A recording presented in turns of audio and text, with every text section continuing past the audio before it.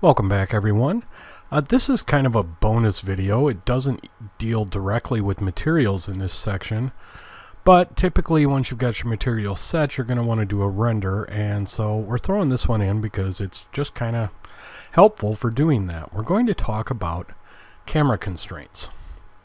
So I just have a default scene, and to figure all this out, we won't really need anything more than this.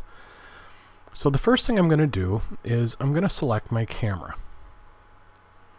And I'm going to come over, and this little tab that looks like a chain is our Constraints tab. I'm going to select that, and I'm going to add an object constraint. I'm going to go to Tracking and Track To. Then down here in Target, I'm going to go ahead and select my cube. Now we'll notice immediately that our camera kind of went haywire.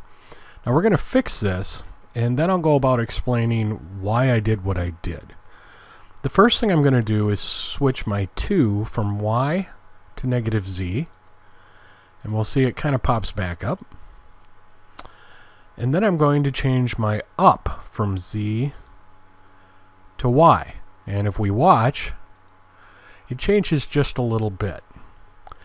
Now, what happened here? The easiest way to understand this is to get out of our global settings and go to our local setting for our camera. Now, when we do that, we can look at our manipulator widget, and that helps us to understand how these settings work. We can see that locally, our Y is in the positive direction, pointing up, the same way as the top marker is on the camera. So matching that gets the two aligned the way we want. We can also see, if we come over, that our Z in the positive direction moves away from the back of our camera.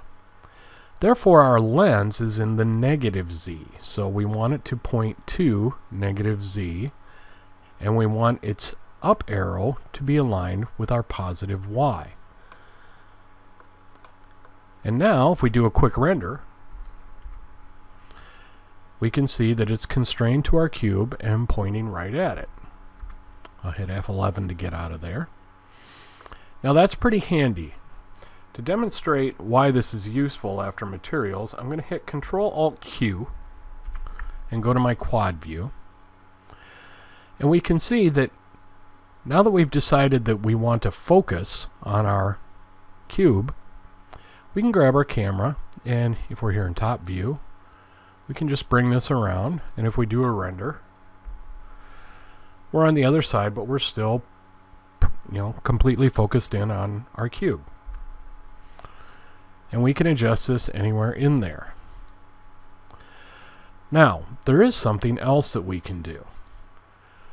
Rather than focusing on the cube, I'm going to hit A to deselect my camera.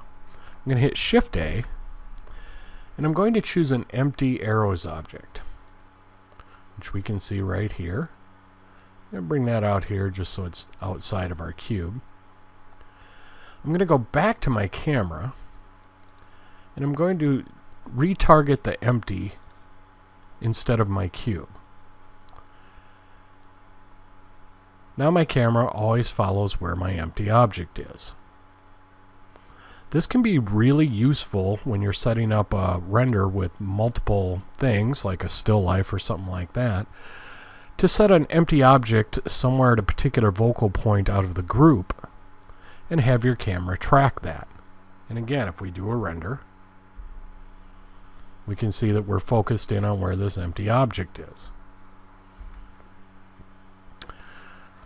Alright, now, last but not least, and we won't be dealing with it right away, but we will deal with it down the line, this is additionally helpful because both our camera and our empty object, as well as any objects in our scene, can be animated, which can allow us to do things like flybys, pass-bys, things like that when we're doing animation. So when we get into animation, we'll make use of that to get some really cool camera angles. Hopefully this helps you out, and it will also help you out at the end of the chapter when we do our little bit of homework. that you'll find it a little bit easier to move your camera around and get looks that you like by doing this. So I just wanted to throw this one in here even though it's not materials. Now we'll get back to things that have to do with rendering materials, and I will see all of you in the next video.